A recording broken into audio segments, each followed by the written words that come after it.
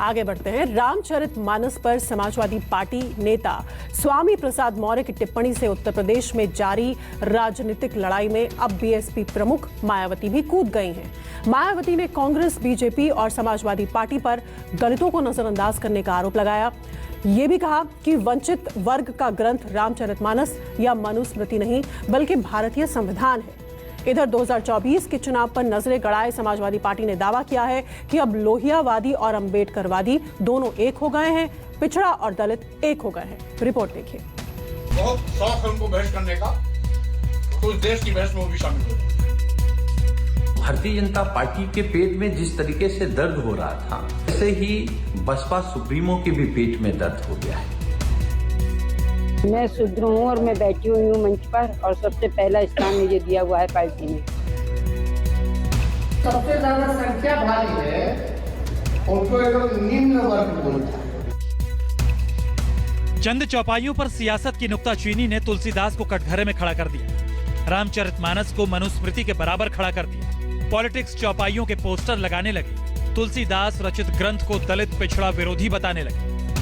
Samajwadi party ने अपमान की दुहाई दी।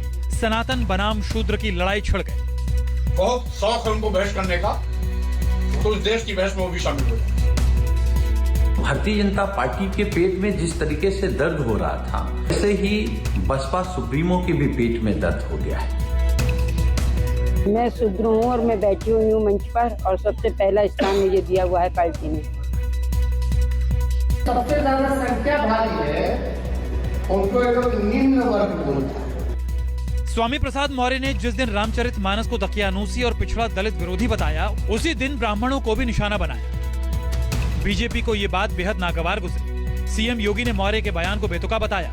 अखिलेश यादव पर सवाल दागा। माहौल ऐसा बना मानो बीजेपी ब्राह्मणों के साथ खड़ी हो गई। समाजवादी पार्टी घोषित तौर पर शूद्र हो गई। बहन मायावती को ये बात बिल्कुल हजम नहीं हुई। कैसे कोई दूसरी पार्टी दलितों की हितैषी बन गई।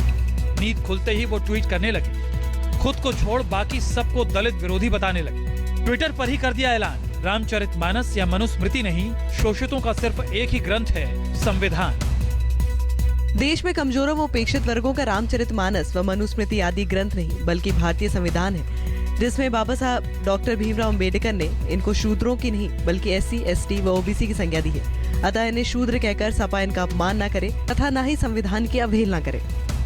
बाबा साहेब अम्बेडकर की ख्याति से अपनी ख्याति बढ़ाने आई बहन जी ने दलित संतों की दुहाई दी। बीजेपी, कांग्रेस से लेकर समाजवादी पार्टी तक की खिंचाई की, इस इल्जाम के साथ कि किसी ने दलितों से प्यार नहीं किया, उनके गुरुओं को भी दरकिनार कर दिया। देश के अन्य राज्यों की तरह यूपी में भी दलितों, आदिवासियों व OBC समाज के शोषण, अन्याय, नाइंसाफी तथा इन वर्गों में जन्मे महान संतों, गुरुओं व महापुरुषों आदि की उपेक्षा एवं तिरस्कार के मामले में कांग्रेस, भाजपा व समाजवादी पार्टी भी कोई किसी से कम नहीं है। मुद्दतों बाद मुखर हुई मायावती ने एक के बाद एक 4 ट्वीट किए। अगले 2 ट्वीट से साफ हो गया कि दलितों को लेकर दर्द भले ही जायज हो, लेकिन असली फिक्र उस सियासी जमीन को समेटना है जो पिछले 7-8 वर्षों में दूसरी पार्टियों के कब्जे में जा चुकी है।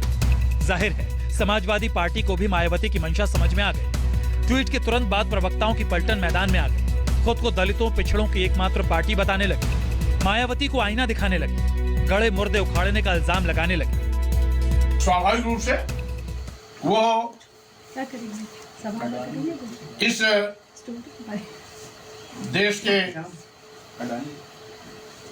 OBC के साथ जो हस्तक्षेप हो रही है, जो आरक्षण डकैती डाली जा रही है, जो OBC का हक दूसरों को परोसा जा रहा है, उसको देखते हुए जाति आधारित जनगणना कराना आवश्यक है।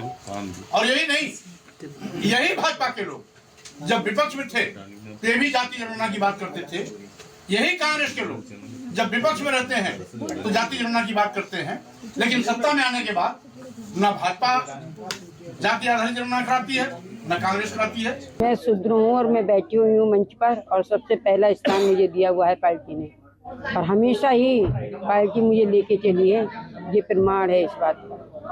ऐसा है ना, वो क्या बोल रहे हैं हमें उस पर नहीं जाना है।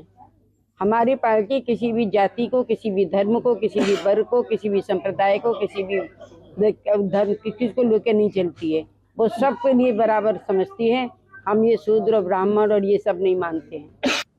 कि अब लोहियावादी और अंबेडकरवादी मिल करके अपनी लड़ाई लड़ेंगे, अपने हक अधिकार की लड़ाई लड़ेंगे, अपने आरक्षण की लड़ाई लड़ेंगे, अपना स्वाभिमान बचाने की लड़ाई लड़ेंगे।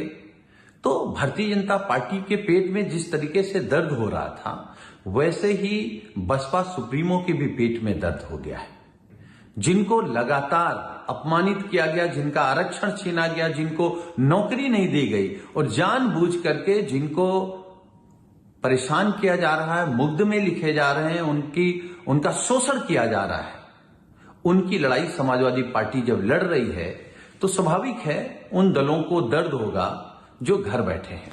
हम सब लोग हिंदू धर्म के अनुयायी हैं और जब अपने ग्रंथों को पढ़ा और उसमें ये लगा कि ये लाइनें, जिसको हमने भी ट्वीट किया और अन्य नेताओं ने भी उस पर सवाल खड़े किए कि ये लाइनें जो आज भारत के संविधान के सम्मत नहीं है, जो लाइनें भेदभाव पैदा करने का काम कर रही हैं, इन लाइनों को हटाया जाना चाहिए। भारत के संविधान के मौलिक अधिकार के अनुच्छेद 15 में जो बात कही गई है कि इस देश में किसी भी व्यक्ति के साथ जाति के आधार पर, वंश के आधार पर, जन्मस्थान के आधार पर, लिंग के आधार पर, रंग के आधार पर कोई भेद नहीं किया जाएगा। लेकिन इन धर्म ग्रंथों में, इन लाइनों में ये भेदभाव स्पष्ट दिखता है। इसलिए बात की गई कि आज इनमें बदलाव की जरूरत है। उसको भारतीय जनता पार्टी के इशारे पर कुछ अराजक तत्वों ने गलत रूप देने का प्रयास किया है। ये चाहे रामचरितमानस हो और चाहे किसी भी धर्म से जुड़ी हुई कोई पवित्र पुस्तक हो, उसमें करोड़ों लोगों की आस्था होता है, विश्वास होता है। और किसी को भी किसी के धर्म पे के पुस्तक पे, चाहे वो रामचरितमानस हो, चाहे होली कुरान हो, चाहे बाइबिल हो, चाहे काल तख्त का ग्रंथ हो, अपमानजनक टिप्पणी करने का अधिकार नहीं है। ये लगता है कल तक स्वामी प्रसाद मौर्य इस पर टिप्पणी कर रहे थे, अब उस पर मायावती ने टिप्पणी करनी शुरू कर दिया।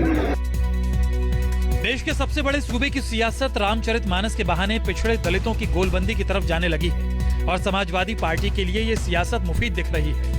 अखिलेश यादव को ऐसा लग रहा है कि मायावती के कमजोर होने से वो दलितों का भी भरोसा जीत सकते हैं। 2024 के रण में इसी हथियार से बीजेपी को चुनौती दे सकते हैं और इस मुद्दे पर तेजस्वी भी उनके साथ आ सकते हैं। कुछ लोग जो चंद लोग हैं अपने वर्ण को श्रेष्ठ बोलते हैं और जिसकी सबसे ज्यादा संख्या भारी है उनको एक लोग निम्न वर्ग बोलता है, यही है ना। और कुछ लोग जो तथाकथित हम लोगों को जो निम्न वर्ग कहते हैं, अगर कोई निम्न वर्ग में से तथाकथित निम्न वर्ग में से पढ़ लिख करके इनसे सवाल पूछे वर्ण व्यवस्था के बारे में, तो इन लोग जो है अपने हिसाब से काम करता है।